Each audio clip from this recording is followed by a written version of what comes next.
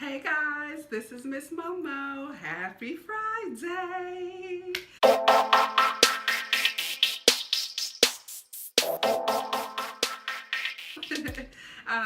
I live in Kentucky and today is Oaks Day. Oaks Day is the day before the Kentucky Derby. And today they race the female horses and it's such a huge day. Not quite as big as the Kentucky Derby tomorrow, but it's a really big day. And it's so big that years ago the school system decided to close because nobody came to school. So I have today off. And I thought today would be a perfect day for me to make a video for you. And so I wanted to come to you and say hey. So I saw a video earlier this morning that really inspired me, and it's by one of my favorite YouTubers, Darren Nakahara. I know I said that wrong, but I'll put his name down below. But he did a teacher tag this morning, and I was just like, yes, I definitely want to participate in the teacher tag. So, hey, that's what this video is about. I'll put the questions down in the description below, but yeah. Okay, question number 1 is, what grade do you teach? Oh, and here are my questions and my answers. If you see me looking down, that's why. So question number 1, what grade do you teach and how long have you taught that grade? So right now, my primary teaching subject is science, and that is chemistry. In my district, that is a 10th grade class. So I'm teaching 10th graders. And I say altogether with this district and other districts, this is probably my 5th year teaching sophomores. I've spent the majority or half of my career teaching sophomores. So, question number 2 is, what adjective best describes you as a teacher? And whenever I'm asked a similar question, I always have the same response, and that is, I am a passionate teacher. No ifs, ands, or buts about it. Anyone who knows me, when I go to work, I'm there for work. My kids come first. Sometimes that makes me very unpopular with other adults sometimes because I don't fool around. If I'm at work, I work. I'm not there to socialize and then have to do teacher stuff later. No, I'm not doing that. So when I'm at work, I'm passionate about my kids. I am passionate about the duties that I have to get done. So, passionate teacher. Question number 3 is, if your life as a teacher was made into a movie, what movie star would play you? Let's see. Who? Okay. I think this actress is so beautiful. I've been following her career for a little while now, and her name is Regina Hall. The last big movie she was in was Girls Trip last year. It came out last summer. And I absolutely love Regina Hall, and I would just be honored if she played me in a movie. My second choice would be, I just went blank. Maybe because Regina Hall is just so amazing. Second choice is like really far away. What is her name? She just played in Black Panther. Oh my god. What's love got to do with it? Like, what is her name? I can't believe I forgot her name. But anyway, I'll come back to it. Question number 4. Think of a lesson from this year that you're especially proud of and what made it so special. I have a tie for 2 lessons or 2 activities that I did this year that I am most proud of and that I remember the most. The first is when I took my kids on a field trip and we went to the movies. And I know the movies, what's the big deal?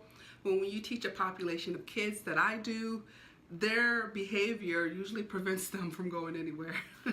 I mean, to be honest. And so when I took that chance with these kids, they really appreciated it. So I have behavior kids in class. They act a donkey a lot. They've been suspended a lot, but when I set up the parameters and I set up the expectations for going on the field trip and their behavior on the field trip, they absolutely signed up. Said, I would do whatever you want, Miss Moore, because we never go anywhere and nobody even invites us or want to take us anywhere. So they follow the rules up until the field trip. They followed the rules on the field trip, and they still talk about it to this day. Like, when we're going again, when are we going on another field trip? So that is really special because it just demonstrates and it just confirms that you can teach every single kid. There's not a population of kids that you just can't get to, that you can't have a breakthrough with. So I really enjoyed my field trips with those kids. And another lesson or activity I did with the kids that's really memorable is when I tried my Genius Hour out. And again, for the same reason, the kids that I'm teaching this year, really, really rough. There's just no way to put it. And to do an experience like Genius Hour where they have a bit of freedom to explore the likes without too much constraint was really an eye-opening experience for me, and it was really a learning opportunity for the kids. So I'm gonna say those are my two favorite things that I've done so far this year. It's not over.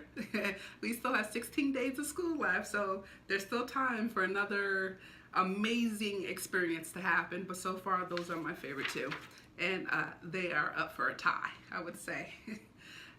Question number 5. Tell us about a student that you think you'll likely remember forever. So I've had lots of students. My first time in the classroom has been a grip. It's been a long time ago. So I've had lots of students. But the students I remember most, I may not even remember the name, but I definitely remember the faces, are students that tell me the most intimate information about their lives, because I feel it, like when they tell me that they're growing up in foster homes, when they tell me that they've been to juvie. Those are the things that they tell me, and I'm listening, but I'm also feeling it. So those are the children that I tend to remember in my head, because it's always, I wonder what they're doing now. I wonder what their life is like now. Those are the students I remember most. This year I have a student, she is a senior. She's not in my science class, she's in my elective class. She's a senior and she's pregnant, and she is due any day now. Any day now. She still comes to school every single day, and at the end of the day, she's going to be a nurse. So we have a partnership with the local community college. So at the end of the day, she goes down to the local community college and she gets her nursing classes in, so that soon after her baby is born, she can start working in the nursing field. So she is definitely somebody that I am not going to forget anytime soon. I've seen sonograms of her baby boy, and I'm just so invested in her. And I know that long after she graduates, I'm going to be wondering how she's doing, what her baby boy looks like outside of the womb. So she's somebody that I'm gonna try my best to keep up with from this school year. And question number 6. At this point in the year, how do you feel about the teaching profession? At this point, I feel fantastic. Let me tell you why. Because teaching has its ups and downs, and it has its cycles.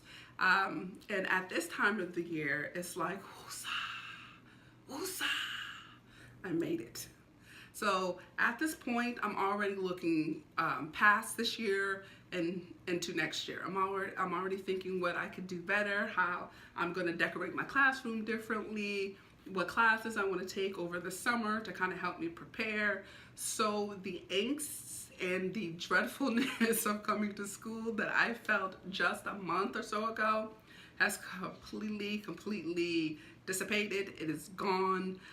Like I said, we have 16 days left. So at this point in the year, I'm feeling great. I'm feeling rejuvenated, and I'm just counting down, waiting for summer to be good. So question number 7. 7. How do you keep your job fun and engaging no matter how long you've been teaching? And when I thought about this answer, I said coworkers. I know I said before that when I go to school, it's all about the kids, and that's what my focus is. But I have found that if you spend so much time at work, you have to find a support system at work. So I have found just a handful, just literally a handful, you don't need a lot, of people who are like-minded like you. So the people that keep me going, that keep my job fun and engaged, that keeps me on track, they're not even teachers. I mean, they're coordinators in the school, they're the athletic director, these are just other people in the building who believe students truly come first. So when I'm at school and I have planning and I'm having a rough moment or something is happening or I need to discuss something, those are the people that I go to. They keep my spirits lifted and they keep me focused on what's the most important thing, and those are the babies. Question number 8. What has surprised you the most since the school year has started? Well, my ability to adapt to change. My ability to adapt to change. I've said this in my videos before. We've had 1, 2, 3. This is our 4th principal. One full-time principal who left in October. We had 2 interims that kind of share duties, and now we have a permanent. So 4. With 4 different principals, you have 4 different sets of expectations, rules. So it was rough for the kids, but it was rough for the adults too. And I think as I reflect and look back, I handled it very nicely, considering I could have said, I don't care about this stuff. I don't care. You're not going to be here long anyway. But I didn't do that because I'm professional. So my ability to adapt to change, I think I'm really, really proud of. Question number 9. Social media. Who are your favorite teacher tubers and teacher grammars, teacher tweeters? So for this one, I am going to stick primarily to teachers on YouTube. I have a teacher Instagram, but I don't log on and post regularly, just because I got a lot going on in my life. So I kind of have to primarily pick one thing. So I'm going to pick YouTube teacher tubers. And I love Darren Nakahara. I love his personality. Anybody who watches his video for 30 seconds, I think you just instantly gravitate him. He's never unhappy. He never says anything negative, or if he does, maybe you get lost because he's always smiling. But I love Darren. Queen de la Classroom. I absolutely love her. She has been supporting me since day 1. I am a very small YouTube channel, very small. I just reached 200 followers probably this past week, but Queen de la Classroom has supported me since the very beginning, and I enjoy her videos. I also am a fan of Diary of a Mad Black Teacher. She is one of those real teacher tubers. So if you have not watched her videos, she has more subscribers than I do. So probably you've watched her videos more than you have watched mine. You have watched mine, but Diary of a Mad Black Teacher. I also absolutely love this guy. A happy teacher, a true story. Oh my God. You talking about somebody with the most positive personality. He's funny. I love his facial expressions. I love the way he speaks, and the way he intertwines English and French when he does his vlogs. I absolutely love this guy. So, a happy teacher, a true story. And my fellow doc teacher. I had somebody at school call me a DIT, doctor in training, and this lady here is also a DIT, a doctor in training, and that's the Buddy Zone. I can't sing, but the Buddy Zone. So I would say those would be my top people that I watch the most on YouTube for teachers. Number 10, who would your dream teacher collaboration be with? I would say I would love to do a collaboration with a happy teacher, a true story, just because he is a middle school science teacher. And I taught middle school science for 4 years, and this year I jumped back to high school. But I would absolutely love to do some kind of collaboration with him. I think he is amazing. I love his personality. I would love to talk science with this guy. So right now, my dream teacher collaboration will be with a happy teacher, a true story.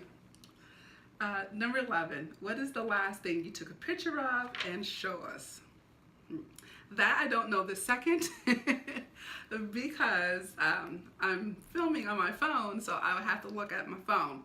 But whatever the picture is, I will be honest and I will insert it here. Here.